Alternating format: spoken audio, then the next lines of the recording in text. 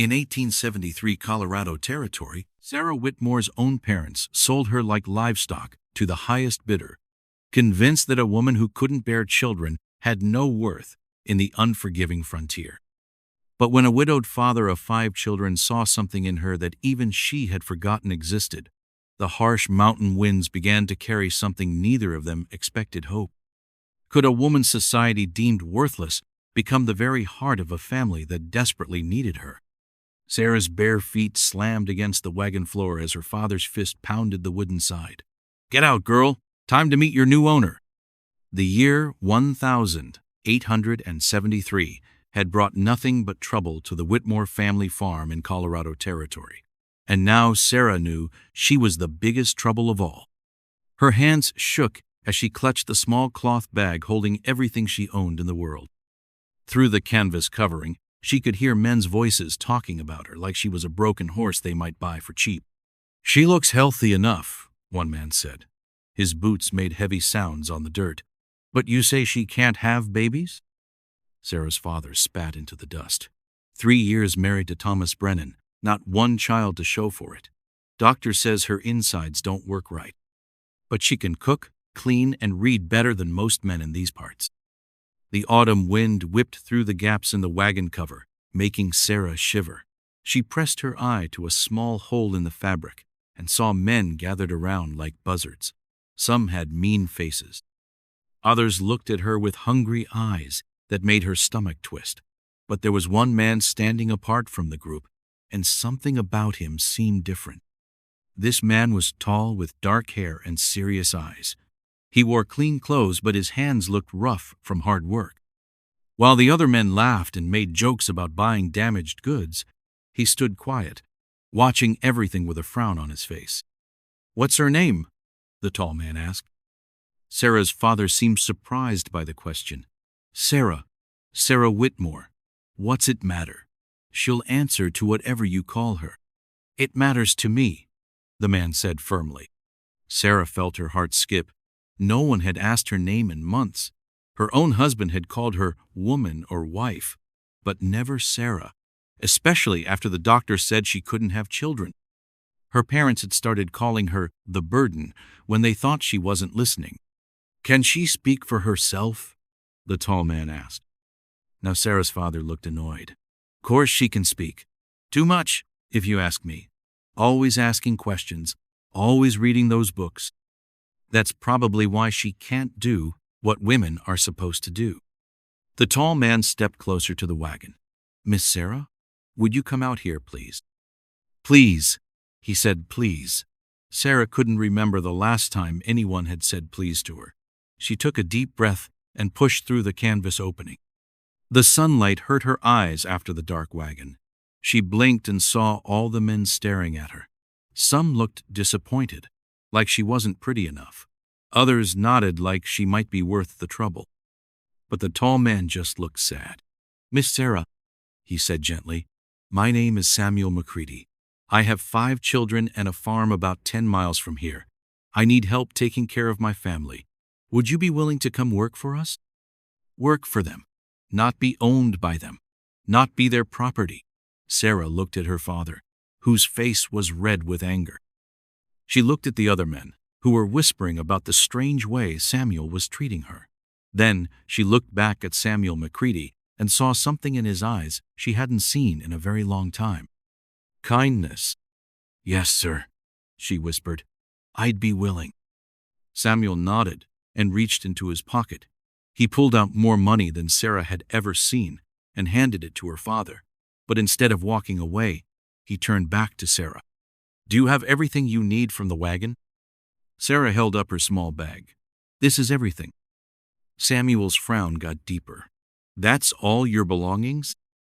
Sarah's father spoke up quickly. "She doesn't need much. Never was one for fancy things." But Samuel was looking at Sarah, not her father. "Is there anything else you'd like to take? Anything that belongs to you?" Sarah thought about her mother's old rocking chair, sitting in their cabin. She thought about the small garden she'd planted behind the house, now dying because no one cared for it. She thought about her favorite hiding spot by the creek, where she used to read books. "No, sir," she said. "Nothing else belongs to me." Samuel studied her face for a long moment. Then he did something that shocked everyone, including Sarah. He took off his own warm coat and wrapped it around her shoulders. "Well then," he said, "let's go home." As they walked toward his horse and wagon, Sarah heard her father calling after them. "She's your problem now, McCready. Don't come crying to me when she disappoints you." Sarah didn't look back. For the first time in 3 years, she was walking toward something instead of being dragged away from it. The coat smelled like pine trees and wood smoke and something she couldn't name, but made her feel safe. "Mr. McCready?" she said as he helped her into his wagon. "Yes, Miss Sarah? Thank you for asking my name." Samuel smiled, and it was the first real smile anyone had given her in longer than she could remember. "Everyone deserves to be called by their name," he said. As the wagon rolled away from the trading post, Sarah looked up at the big sky above Colorado Territory and wondered if maybe, just maybe, her luck was finally changing. Samuel McCready had come to Morrison's trading post that morning looking for winter supplies, not a wife.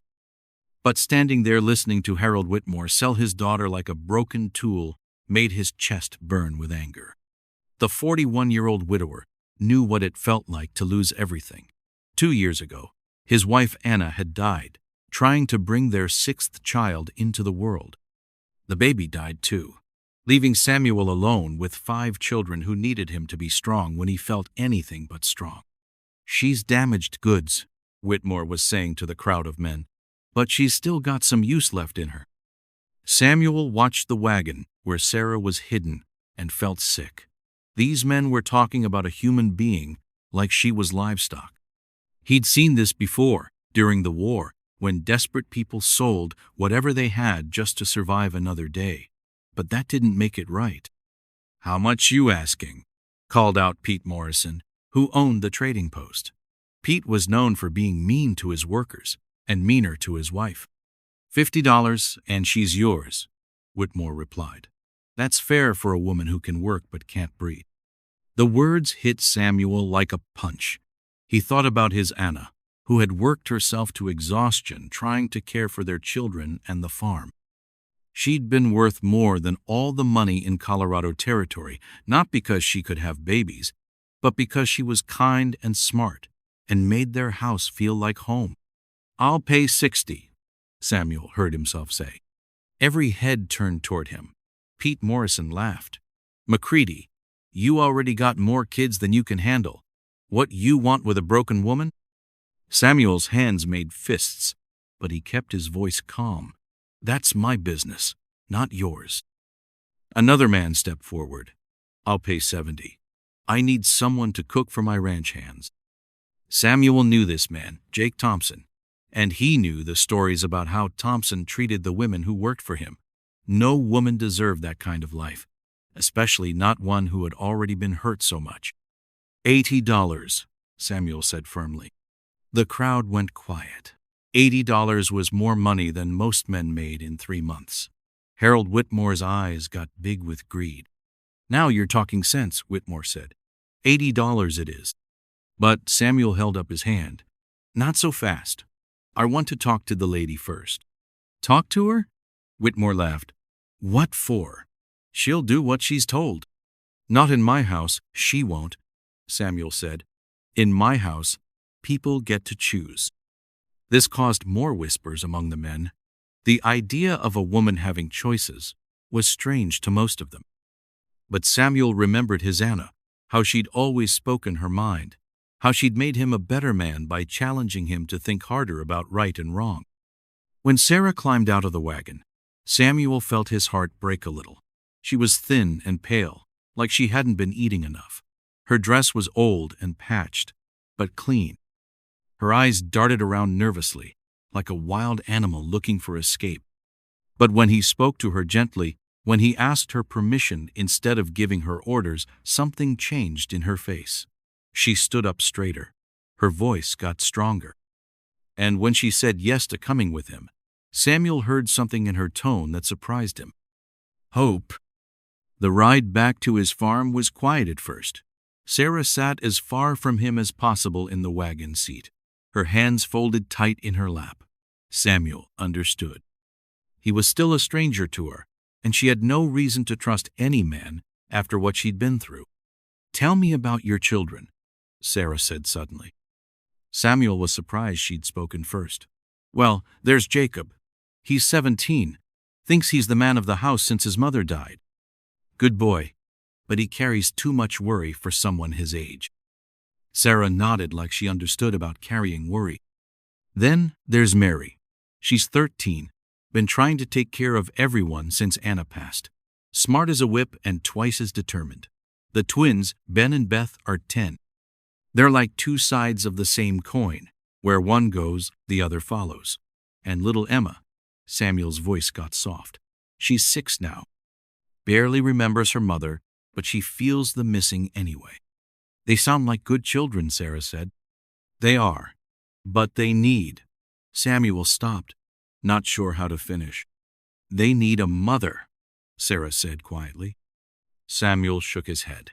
"They need someone who cares about them, someone who sees them as more than work to be done or mouths to be fed.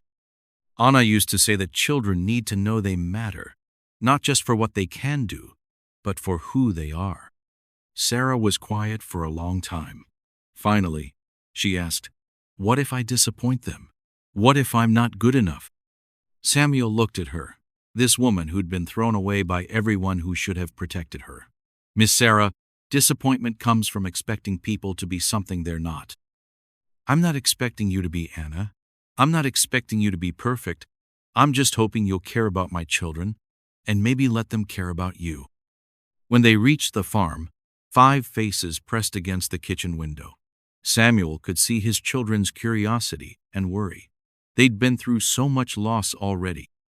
Would they be able to open their hearts to this quiet woman with sad eyes? "Are you ready?" Samuel asked. Sarah took a deep breath and nodded. As they walked toward the house, Samuel found himself hoping that maybe, just maybe, they could all heal each other. After all, the best families weren't always born. Sometimes they were chosen. Emma McCready was stuck 20 feet up in the old oak tree behind the house, and her screams were getting louder by the minute.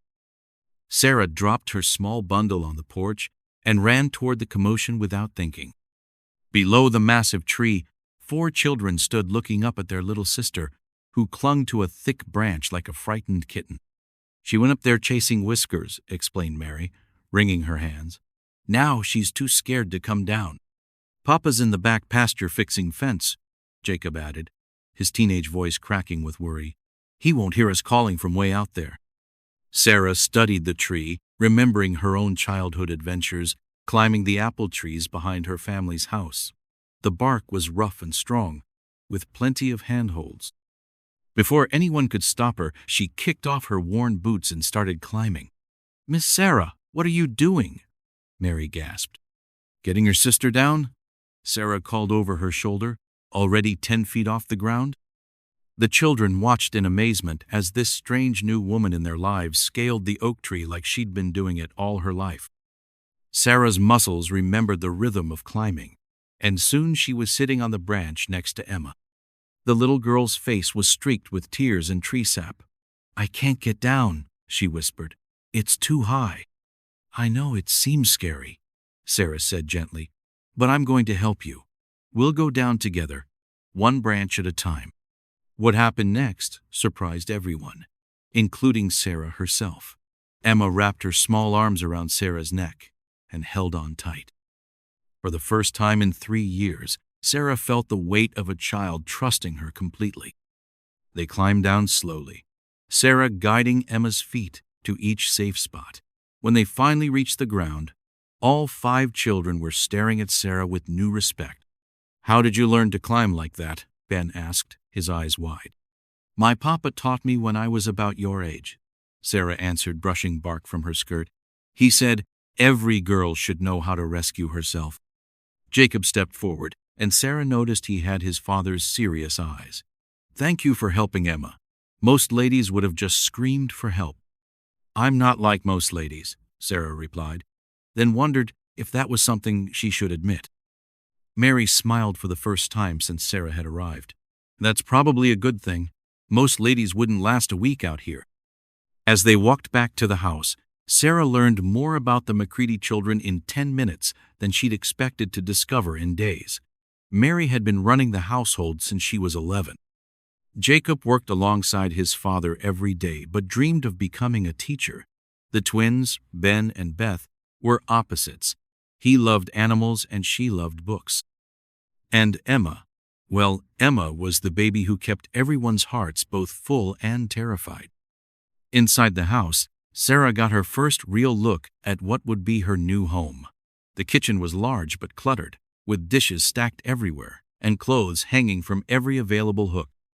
The main room had comfortable furniture but needed a woman's touch. Everything was practical but nothing was pretty. "Papa tries his best," Mary said, noticing Sarah's expression. "But there's always so much work to do." Sarah rolled up her sleeves. "Well, let's see what we can accomplish before he gets back." What followed was unlike anything the McCready children had experienced. Sarah didn't just clean, she organized. She didn't just cook, she taught them songs to sing while they worked. She didn't just mend their clothes, she showed them tricks to make the repairs nearly invisible. But the real magic happened when evening came and Samuel returned from the pasture. He found his house transformed, not just clean but somehow warmer. The smell of fresh bread filled the air, candles flickered on the table, and his children were gathered around Sarah as she helped Emma practice her letters. "Papa," Emma called out, running to him. "Miss Sarah climbed the tree to save me, and then we made supper together, and she knows a song about a mockingbird." Samuel looked at Sarah, who was suddenly shy under his gaze. Her hair had come loose from its pins during the tree-climbing adventure, and there was flour on her apron from the bread making. "Sounds like you've had quite a day," he said. "It's been wonderful," Sarah replied and meant it. That night, as the family sat down to their first meal together, something had already changed. Emma insisted on sitting next to Sarah. Mary asked if she could learn the bread recipe. Even Jacob seemed more relaxed, as if having another adult in the house had lifted some invisible weight from his shoulders. But it was the conversation that surprised Sarah most. In her previous life, meals had been silent affairs where children spoke only when spoken to. Here, everyone shared stories about their day. Samuel asked each child about their activities and listened to their answers like their words mattered. "Miss Sarah," Beth said during a pause in the chatter, "are you going to stay with us for a long time?" The question hung in the air like smoke from the fireplace. Sarah looked around the table at 5 faces waiting for her answer, some hopeful, some cautious, all interested in her response. "I hope so," she said finally, "if you'll have me." Later that evening, after the children were in bed, Sarah sat on the front porch watching the stars appear over the Colorado mountains. Samuel joined her, carrying 2 cups of coffee. "They've taken to you quickly," he observed. "They're good children," Sarah replied. "You've raised them well." Samuel was quiet for a moment. It hasn't been easy since Ellen died. Mary's had too much responsibility. Jacob's had to grow up too fast. And the little ones. He trailed off. "They need what every child needs," Sarah said. "Love, attention, and someone who believes they're important." As they sat in comfortable silence, Sarah felt something she hadn't experienced in years: peace. The mountains were dark shapes against the starry sky, and somewhere in the distance, a coyote called to its pack. For the first time since her father had put her in that wagon, Sarah began to believe that maybe, just maybe, she might have found where she belonged. But what she didn't know was that her presence had already been noticed by others in the valley, and not everyone approved of the McCready family's new arrangement. The hammer blow that would shake Sarah's new world arrived in the form of Mrs. Henrietta Caldwell, riding up to the McCready house on a gray November morning, when the first snow was already dusting the mountain peaks.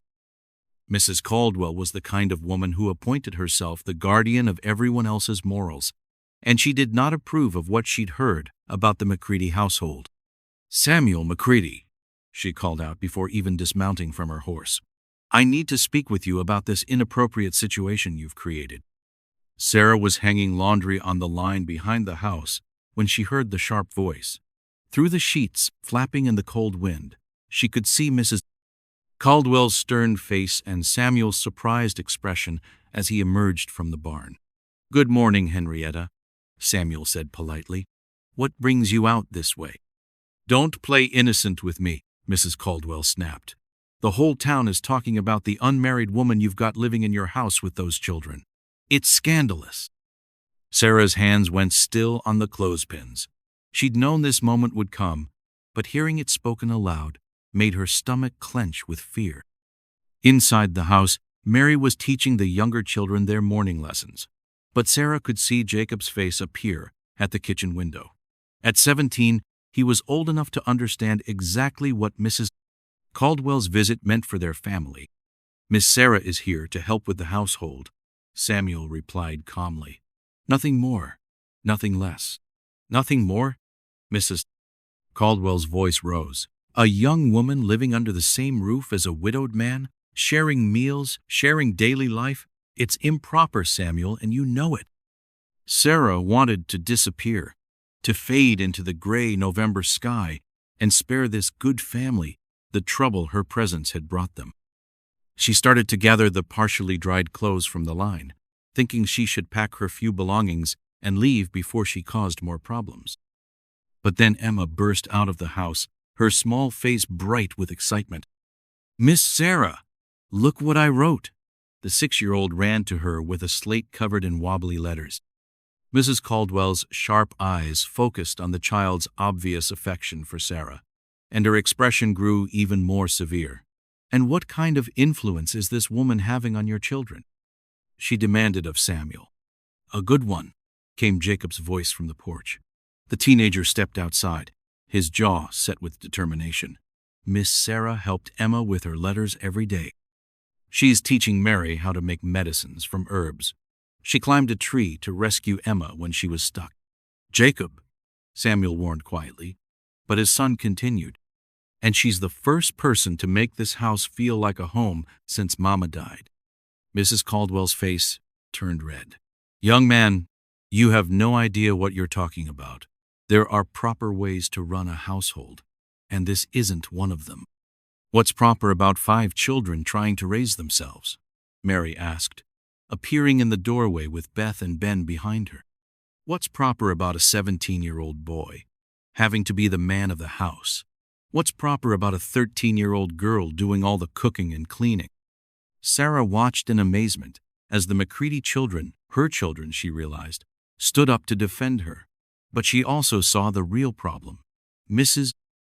Caldwell represented the opinion of the entire community, and communities had power that individual families did not. "The point is," Mrs. Caldwell said, regaining control of the conversation, "decent people don't live this way. Either you marry this woman properly, or she needs to find somewhere else to go." The word marry hung in the cold air like a challenge. Sarah felt her cheeks burn with embarrassment. She barely knew Samuel McCready, and he barely knew her. They were 2 broken people trying to help each other survive, not lovers planning a future together. "That's enough," Samuel said firmly. "How I run my household is my business, Henrietta. Not yours, not the town's. It becomes the town's business when it affects the moral character of the community." Mrs. Caldwell shot back. "There are standards, Samuel. Rules that decent people follow." "And what about the rule that says we should help each other?" Emma asked suddenly, her small voice cutting through the adult argument. "Miss Sarah helps us every day. Isn't that what church people are supposed to do?" Out of the mouths of babes, Sarah thought, watching Mrs. Caldwell struggle for an answer. But the woman recovered quickly.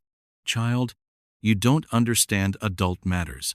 There are proper ways for unmarried people to behave, and living together isn't one of them." As Mrs. Caldwell prepared to leave, she delivered her final threat. "I'll be speaking to Reverend Matthews about this situation, and to the other families in the area. People have a right to know what kind of example is being set for their children." After she rode away, the McCready family stood in the yard like survivors of a storm. uncertain whether it had passed or was just beginning. "Don't listen to her," Mary said fiercely to Sarah. "She's just a mean old woman who doesn't have enough to do with her own life." But Sarah knew it wasn't that simple. Mrs. Caldwell spoke for the respectable people of Cedar Ridge, and their disapproval could make life very difficult for the McCready family. Samuel could lose business, the children could be shunned at school, and the family could find themselves isolated from the community they depended on for survival. That evening, as Sarah prepared supper with unusually quiet children helping her, she made a difficult decision. After the children were in bed, she would talk to Samuel about leaving. It would break her heart to go, but staying might destroy the family she'd come to love. What she didn't know was that Samuel was having the exact same thoughts, and that Jacob had overheard Mrs. Caldwell's threats and was planning something that would change everything. The first snow began falling as darkness settled over the mountains, and with it came the cold reality that winter was approaching, and with winter, the McCready family would need each other more than ever. But would the pressure from the outside world tear them apart before they had a chance to see spring together? A massive tree crashed down just 20 feet from the house, missing the roof by inches and trapping the McCready family inside their log home for what would become the longest week of winter. Sarah's heart pounded as she watched Samuel and Jacob rush to check if the fallen pine had damaged their only escape route. Through the frosted windows, she could see snow piling higher than a man's head, with wind howling like a pack of hungry wolves. "We're stuck until this storm passes," Samuel announced, brushing snow from his coat. "Could be days before we can dig our way out." The children gathered around the fireplace, their faces showing worry. They tried to hide. Sarah noticed how Jacob's shoulders tensed with responsibility, how Mary's hands shook slightly as she counted their food supplies, how the twins moved closer together for comfort.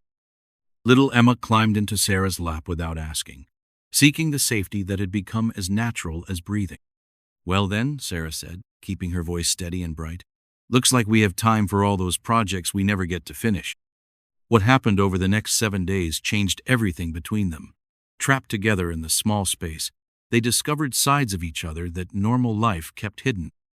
Sarah learned that Jacob stayed awake during storms, listening for sounds that might threaten his family. So she started sitting with him during the worst hours, sharing stories about her childhood that made him smile for the first time in months. "You really climbed to the top of the church bell tower?" Jacob asked, his 17-year-old seriousness cracking into boyish amazement. "Had to ring the bell when the preacher was sick," Sarah laughed. "Scared half the town when they heard it clanging at the wrong time." She discovered that Mary had forgotten how to play, carrying grown-up worries that belonged to someone twice her age. During the second day of their confinement, Sarah started a flower fight while they made bread together. White powder flew everywhere as Mary shrieked with laughter, her careful control dissolving into pure 13-year-old joy. "I haven't laughed like that since Mama died," Mary admitted later, helping Sarah clean flour from the ceiling. The twins, Ben and Beth, needed adventures even when trapped indoors. Sarah turned their daily chores into treasure hunts and competitions. They raced to see who could stack firewood fastest, played games where cleaning became battles against invisible dirt monsters, and built blanket forts that served as castles for imaginary kingdoms. "Miss Sarah makes everything fun," Beth whispered to her twin brother, not knowing Sarah could hear. "Even washing dishes feels like playing," Ben agreed. But it was Emma who touched the deepest part of Sarah's heart. The 6-year-old had been carrying a broken doll everywhere, its cloth body torn and stuffing showing through holes that grew bigger each day. On the third day of the storm, Emma finally brought the doll to Sarah with tears in her eyes. "Can you fix her?" Emma asked. "Her insides are falling out, and I don't know how to make her better." Sarah took the doll carefully, seeing how much it meant to the little girl. As she worked with needle and thread, Emma watched every stitch with intense attention. "Mama used to fix things too," Emma said quietly. "But then she got broken, and nobody could fix her back." Sarah's hands stopped moving. She looked down at the child in front of her. understanding suddenly why Emma clung so tightly to everyone she loved. Sometimes broken things can't be fixed the same way they were before, Sarah said gently. But that doesn't mean they can't be whole again, just different. Emma touched the doll's newly sewn seam. Different how? Well, your doll was perfect when she was new, but now she has this scar where we fixed her together. That scar shows she was loved enough for someone to take time to make her whole again. The little girl considered this with the seriousness that children bring to important truths. Are you broken too, Miss Sarah? The question came without judgment, only curiosity. Sarah looked around at the family she had somehow become part of, at the children who had learned to trust her with their fears and hopes. Maybe a little, she admitted, but I'm learning that broken things can still be useful, still be loved, still be important. Emma nodded as if this made perfect sense. I'm glad you're broken like us. It means you understand. On the fourth day, when cabin fever threatened to drive everyone crazy, Sarah taught them all to play charades. Samuel joined in, acting out animals and occupations with surprising enthusiasm. The sight of their serious father pretending to be a chicken had all 5 children rolling on the floor with laughter. I haven't seen them this happy since before their mother died, Samuel told Sarah quietly that evening. They needed permission to be children again, Sarah replied. Sometimes adults forget that healing happens through joy as much as through work. By the 5th day, they had developed their own rhythm. Morning brought lessons around the kitchen table, with Sarah teaching Emma her letters while Mary helped the twins with arithmetic. Afternoons meant storytelling, with each person taking turns, creating adventures about brave pioneers and helpful animals. Evenings brought music, with Jacob playing his harmonica, while they all sang songs that echoed off the log walls. The storm finally broke on the 7th day, but something had changed forever inside that snowbound house. They had become more than just people living under the same roof. They had become a family knitted together by shared laughter, common struggles, and the kind of trust that only comes from weathering hard times together. When Samuel and Jacob finally dug their way to the barn to check on the animals, they found all the livestock safe and healthy. But the real discovery was what they had found inside themselves during those trapped days. Miss Sarah, Emma said as they watched the men shovel paths through the snow, are you going to stay with us forever? Sarah felt something settle in her heart, a certainty that surprised her with its strength. If your papa and the rest of you want me to, then yes. We want you to, Mary said firmly, speaking for all her siblings. But even as Sarah felt this new belonging take root, she wondered what challenges spring might bring to test these fragile bonds they had built. Sarah was hanging wet sheets on the clothesline when she saw them coming up the mountain path, 2 men on horseback, moving with the determined pace of people bringing unwelcome news. Her hands froze on the clothespins as she recognized the slouched shoulders and angry posture of her father, Harold Whitmore. The man riding beside him sat straighter in his saddle, and when he removed his hat to wipe his brow, Sarah's stomach dropped to her boots. Thomas Brennan. Her former husband had come to Colorado Territory. Sarah. Her father's voice cut across the spring morning like an axe splitting wood. Time to stop this foolishness and come home where you belong. The children heard the commotion and came running from their various chores. Jacob appeared first, his hand moving instinctively to the rifle they kept by the door. Mary gathered the younger ones behind her like a mother hen protecting her chicks. Emma pressed against Sarah's legs, sensing danger even if she didn't understand its source. Thomas Brennan dismounted and straightened his black suit, looking around the McCready homestead with the dismissive gaze of a man who thought he owned everything he saw. His eyes lingered on Sarah with a mixture of possession and disgust that made her skin crawl. Sarah, he said, his voice carrying the flat authority she remembered too well. I've come to collect what belongs to me. She doesn't belong to anybody, Jacob spoke up, his 17-year-old voice cracking slightly but his courage holding firm. Thomas laughed, a sound like breaking glass. Boy, adults are talking. A woman belongs to her husband until death, and since I'm very much alive, This woman comes with me." Samuel emerged from the barn, moving with the careful alertness of a man who sensed trouble. His eyes took in the scene quickly, the two strangers, his children's frightened faces, Sarah's pale complexion. "Gentlemen," Samuel said, his voice polite, but carrying warning underneath. "You're on my property. State your business." Harold Whitmore puffed up like an angry rooster. "I'm Harold Whitmore, this woman's father. This here is Thomas Brennan, her rightful husband. We've come to take her back where she belongs." "The lady isn't property to be taken," Samuel replied, his hand resting casually near his belt, where Sarah knew he kept a knife. "She's part of this family now." Thomas pulled folded papers from his coat pocket. "I have legal documents. Marriage certificate, signed and witnessed in Kansas. She's still my wife in the eyes of God and the law."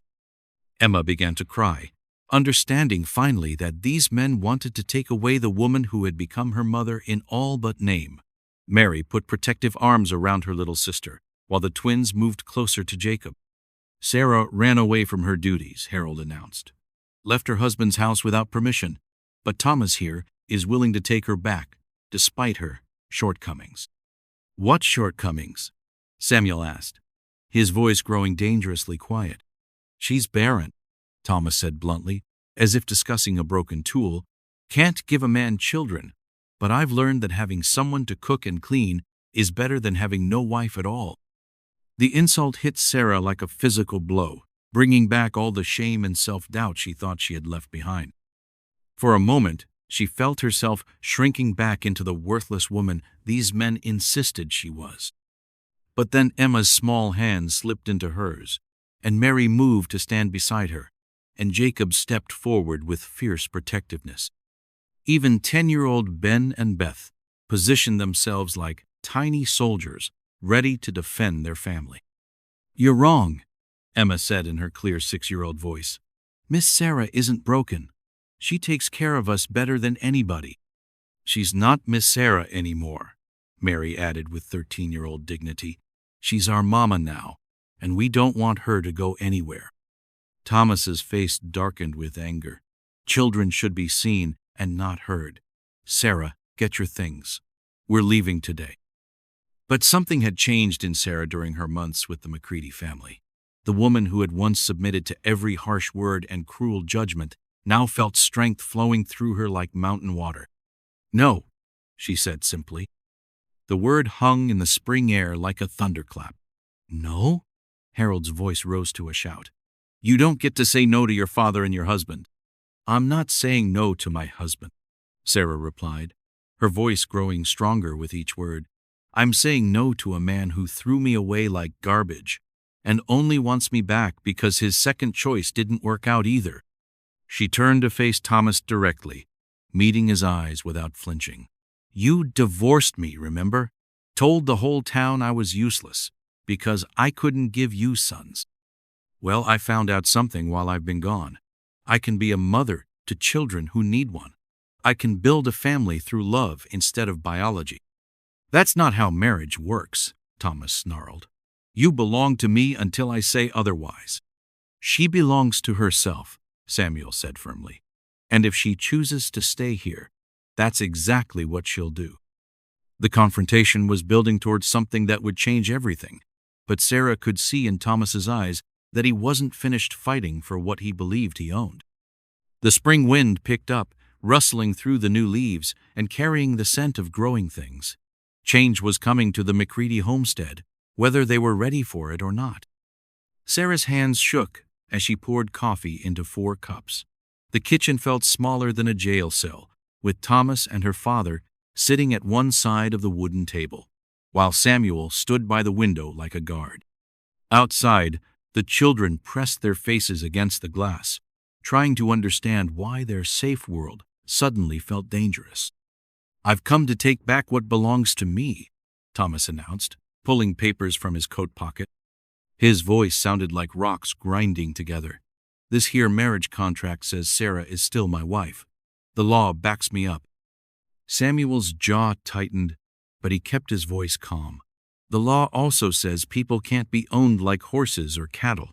Sarah gets to choose her own path. Her father shifted in his chair, looking uncomfortable for the first time since he'd arrived. Now, Sarah, don't be foolish. Thomas is offering you a real marriage again. Most men wouldn't take back a woman who can't give them babies. The word babies hit Sarah like a slap. For 3 years, everyone had made her feel broken because her body wouldn't do what everyone expected. But as she looked around the kitchen where she'd cooked thousands of meals, helped with homework, and bandaged scraped knees, something powerful stirred inside her chest. "Tell me something, Thomas," Sarah said, her voice growing stronger with each word. "In our 3 years together, did I keep your house clean?" Thomas frowned. "Well, yes, but did I cook your meals every day? Did I wash your clothes and mend them when they tore?" "Of course you did. But that's not the point.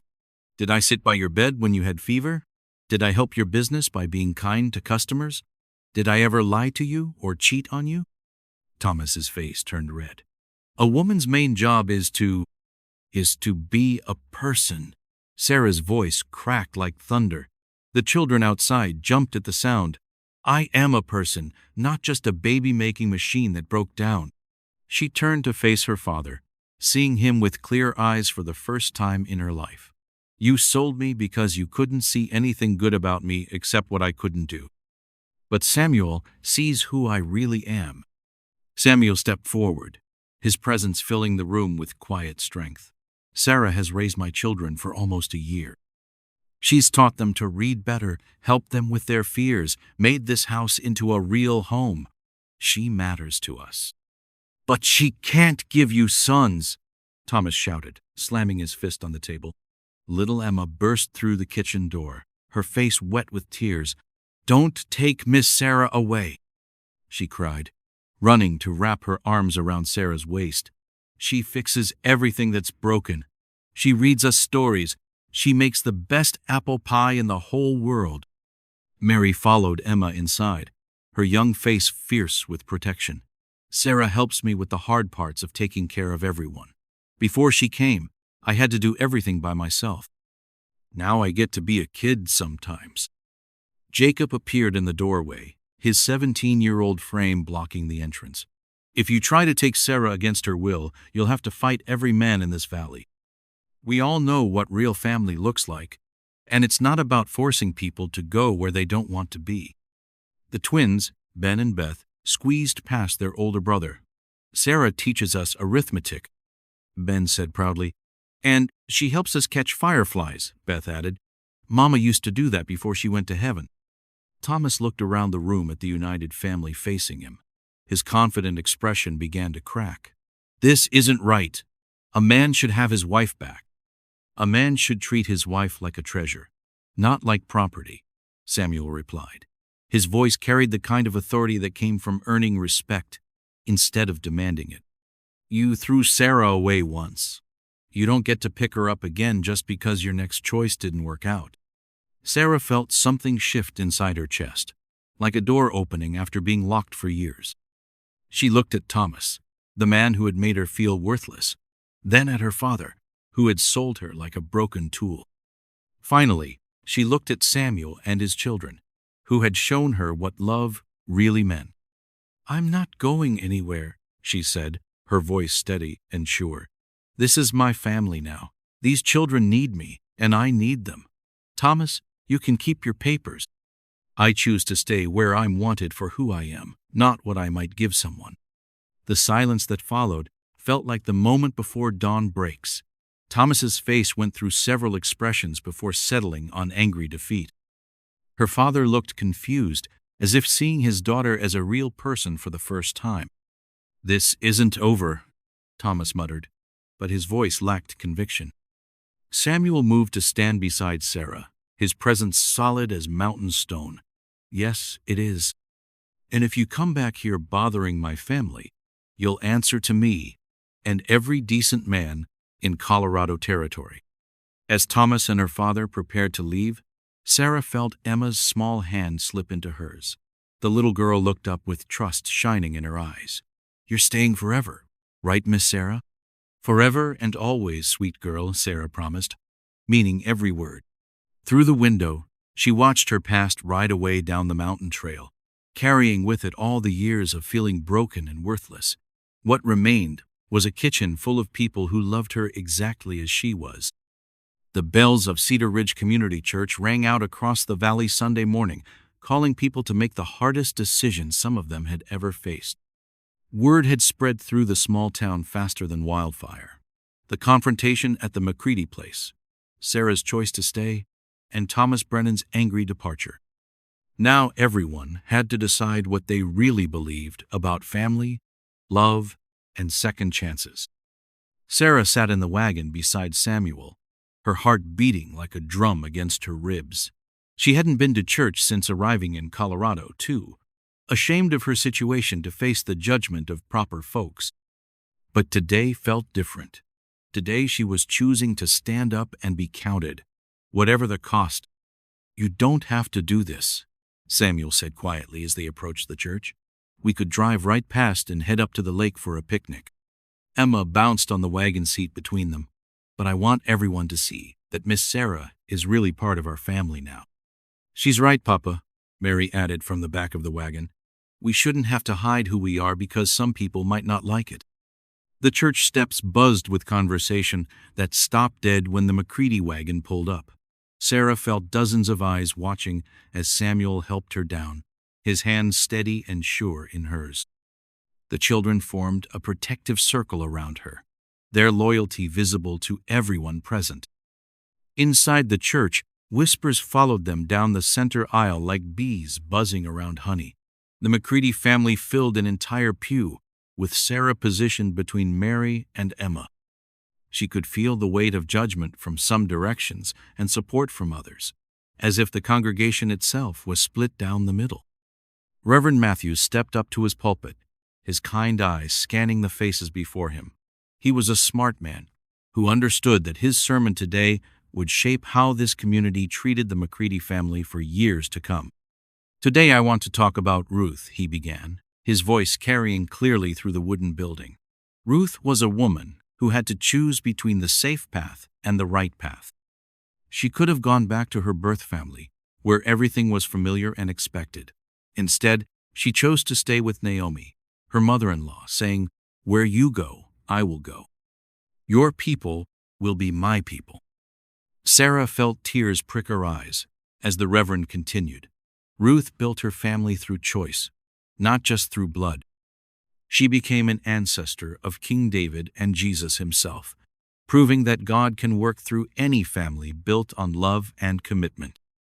After the service, Sarah stood outside the church with Samuel and the children, unsure what kind of reception they would receive. Some folks hurried past with quick nods, clearly uncomfortable with the situation.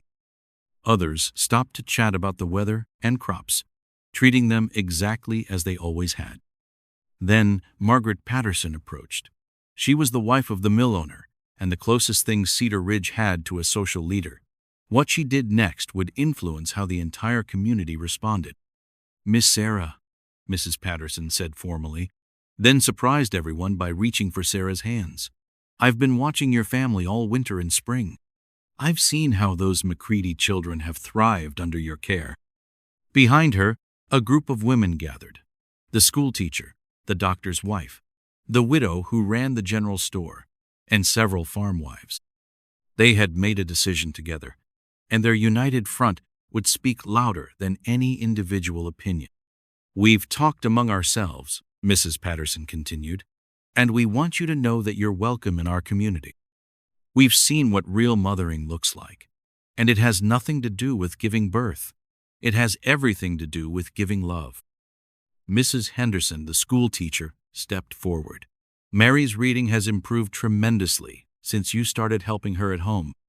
And Jacob's learned more about responsibility in 1 year than some boys learn in 5. Emma talks about you constantly," added Dr. Morrison's wife. "She lights up whenever she mentions Miss Sarah. That's not something you can fake." The blacksmith's widow nodded. "I've watched you at the store, always patient with all 5 children, making sure each one feels special. That takes a gift not every woman has." Sarah felt overwhelming gratitude wash over her. These women had been watching, judging, and deciding. Their verdict was acceptance, spoken publicly for the whole town to hear. Young Dr. Morrison himself approached the group. "Mr. McCready, I hope you don't mind me saying, but your family has been the picture of health and happiness this past year. Whatever arrangement you have is clearly working well for everyone involved." Samuel's smile was broad and genuine. "Thank you, Doctor. We've been blessed to find each other." Across the churchyard, Sarah noticed a small group of men talking in low, serious voices.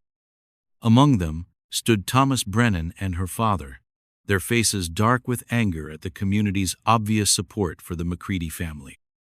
Thomas caught her eye and made a gesture that might have been threatening, but it looked petty and powerless compared to the circle of support surrounding her.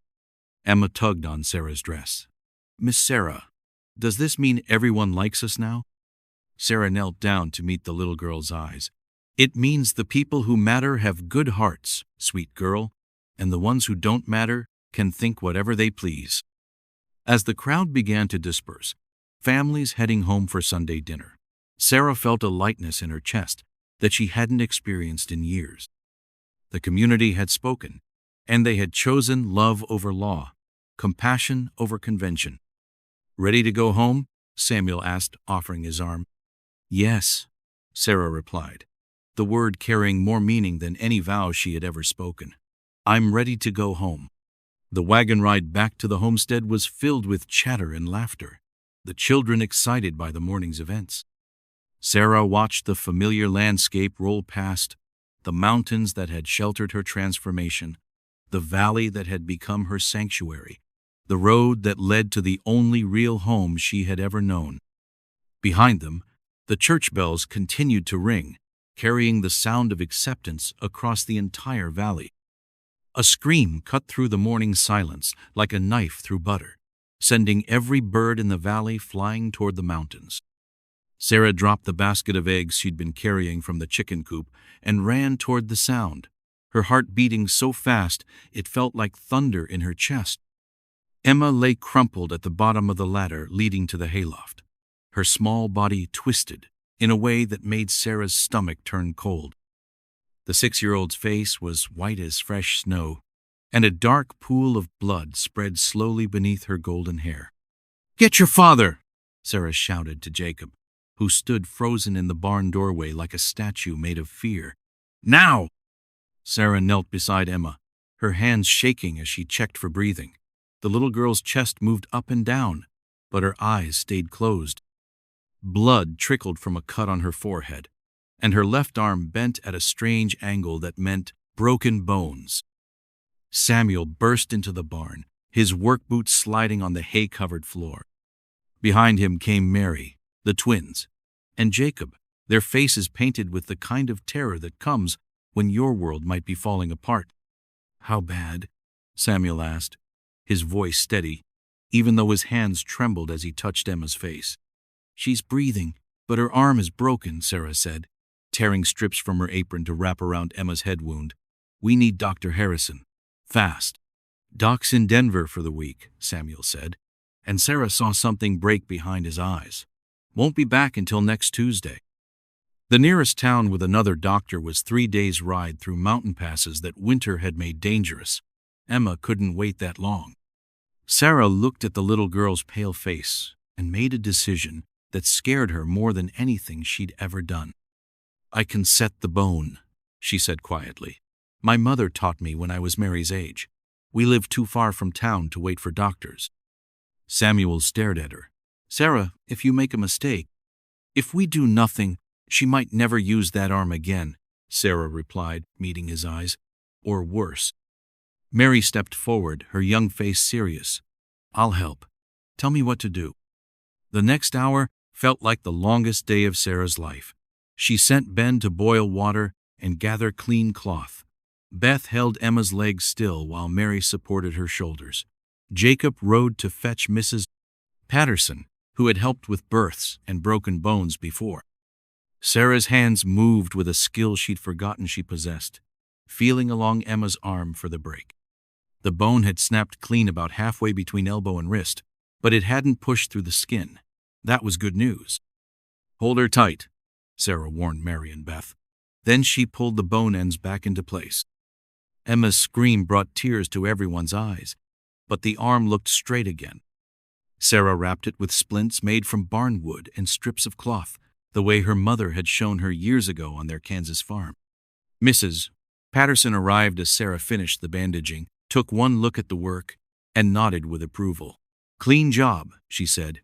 "That arm should heal up fine if we keep it still." Emma woke up that evening, asking for water and wondering why everyone looked so worried. She tried to sit up and winced when her arm wouldn't move right. "What happened to me?" she asked, her voice small and confused. Sarah sat on the edge of the bed, smoothing Emma's hair away from the bandage on her forehead. "You fell from the hayloft, sweet one, but you're going to be just fine. Did you fix me like you fixed my doll?" Sarah's throat felt tight. "Yes, baby, just like your doll." Emma studied Sarah's face with a serious look children get when they're thinking hard about something important. "Mama, Sarah?" "Yes? I'm glad you know how to fix broken things." That night, after Emma had fallen asleep holding Sarah's hand, Samuel found Sarah sitting on the front porch, staring up at the stars. Her whole body shook like leaves in a strong wind, the fear she'd hidden all day finally showing itself. "She could have died," Sarah whispered. "What if I'd made her arm worse? What if the bone doesn't heal, right? What if—" Samuel sat beside her, close enough that she could feel the warmth from his body. "But she didn't die, and her arm will heal. You saved her, Sarah. You were exactly what this family needed when we needed it most." Sarah leaned against his shoulder, feeling the solid strength that had anchored this family through so many storms. "I was so scared. I've never been that scared in my whole life." "That's what makes you brave," Samuel said softly. "Being scared and doing what needs doing anyway."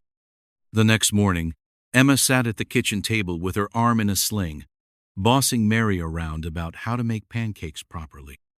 The accident had shaken everyone, but it had also shown them something important about the woman who had become the heart of their home. Sarah Whitmore had arrived at their door as someone the world had thrown away. But when crisis struck, she had proven herself to be exactly the kind of person you wanted standing beside you when everything went wrong. She wasn't just someone who cooked their meals and mended their clothes. She was someone who could think fast, act brave, and fight for their family when fighting was needed. As Sarah watched Emma giggle at Ben's silly faces across the breakfast table, she realized something had changed inside her too. For the first time since leaving her father's house, she felt like more than just a useful addition to someone else's life. She felt like a protector, a healer, a person whose presence made the difference between safety and danger for people who mattered to her. The woman who had once believed herself broken had just proven she could fix what was most precious to her new family, and that knowledge settled into her bones like strength she'd never known she possessed. 6 months later, on a morning when spring painted the Colorado mountains green with new hope, Sarah stood in her garden watching something she'd never expected to see. Emma ran between the vegetable rows, with both arms working perfectly, chasing butterflies and laughing like music carried on the mountain breeze. The arm had healed straight and strong, just as Mrs. Patterson had predicted. But something else had healed, too, something in Sarah herself that she was only now beginning to understand. "Mama Sarah," Emma called, holding up a handful of wildflowers. "Look what I picked for you." The word mama still sent warm shivers through Sarah's heart every time she heard it. Not because she had given birth to this child, but because she had chosen to love her completely, and Emma had chosen to love her back the same way. Samuel appeared at the garden gate, his face wearing the kind of smile that meant good news. In his hand, he held an official-looking letter with fancy writing on the outside. "What's that?" Sarah asked, wiping dirt from her hands on her apron. "Letter from the territorial government," Samuel said, his voice carrying excitement he was trying to keep under control. "About our land claim." Sarah's stomach jumped. They had been waiting months to hear whether their homestead application would be approved. Without official ownership of the land, Everything they had built could disappear as quickly as morning frost. Samuel opened the letter with careful fingers, his eyes moving across the words while Sarah held her breath. The other children gathered around, sensing that something important was happening. "Well?" Mary asked, her voice tight with worry. Samuel looked up, his face breaking into the biggest smile Sarah had ever seen. "We got it. All 160 acres. The land is officially ours." The celebration that erupted in the garden was like nothing Sarah had ever experienced. The children whooped and danced. Emma threw her flowers in the air like confetti, and Samuel swept Sarah off her feet and spun her around until they were both dizzy with joy. But as the excitement settled, Sarah realized this moment meant more than land ownership. It meant permanent belonging. It meant no one could ever force her to leave this place where she had discovered her worth. That evening, as the family gathered for supper around their kitchen table, Samuel stood up in the way that meant he had something important to say. "I've been thinking about what this land ownership means for our family," he began, looking at each of his children and then at Sarah. "It means we can make plans for the future, real plans." He turned to Jacob, who had grown taller and stronger over the winter. "Jacob, I want you to think about what you want to do with your life. Stay and work the land with me, or go to Denver for more schooling. Either choice is fine by me." Jacob's face lit up. "Really, Pa? I could go to the city?" "If that's what you want, we'll find a way to make it happen." Samuel looked at Mary next. "Mary, you've been managing this household like a grown woman, but you deserve the chance to be young too. Maybe learn music or painting, whatever interests you." Mary blushed but looked pleased. "I'd like that, Papa. Ben and Beth, you two are smart enough to be anything you want when you grow up. We'll make sure you get the education to choose your own paths." Then Samuel's eyes found Sarah's across the table. "And Sarah, my dear wife, I want you to know that you've given all of us something we never expected to have again." "What's that?" Sarah asked softly. "Hope for the future. Belief that tomorrow can be better than today. You showed us that broken things can become beautiful, that families can be built from love instead of just blood, and that worth comes from what you give, not what you can produce."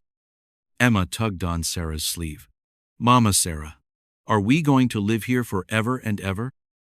Sarah looked around the table at the faces that had become more precious to her than anything she had ever imagined wanting. These children, who called her Mama, not because she had given them life, but because she had chosen to share her life with them. This man, who had seen value in her, when the rest of the world saw only failure. "Yes, sweet one," Sarah said, her voice strong with certainty. "We're going to live here forever and ever." Later that night, after the children were asleep, Sarah and Samuel sat on their front porch, watching stars appear in the darkening sky. The mountains rose around them like protective walls, and the sound of the creek running past their property sang like a lullaby. "Do you ever wonder what would have happened if your father hadn't brought you to that trading post?"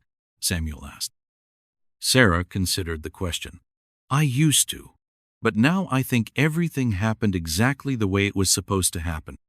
All the pain, all the rejection, all the believing I was worthless, it all led me here, to this family, to this life." "Do you think you'll ever want to contact your father? Let him know how things turned out?" Sarah shook her head. "He made his choice about my worth. I don't need his approval anymore to know what I'm worth." Samuel reached for her hand, his calloused fingers intertwining with hers. "And what are you worth, Sarah McCready?" Sarah smiled, thinking of Emma's healed arm, of Jacob's college dreams, of Mary's music lessons, of the twins' bright futures, of the garden that flourished under her care, of the home that ran smoothly because of her attention, of the man beside her who had chosen to see her strength instead of her limitations. "I'm worth exactly what I choose to give," she said, "and I choose to give everything I have to this family, this land, this life we've built together." The Colorado wind that had once carried the dust of her abandonment now carried the scent of her garden, the laughter of her children, the promise of countless tomorrows filled with the kind of love that transforms everything it touches. Sarah Whitmore McCready had learned the most important lesson of all, that worth isn't something others give you or take away from you. It's something you create every day through the choices you make, the love you offer, and the courage you show when life asks you to be more than you ever thought possible. As shooting stars began to streak across the mountain sky, Sarah squeezed Samuel's hand and smiled at the beautiful life that had grown from the ashes of her broken dreams.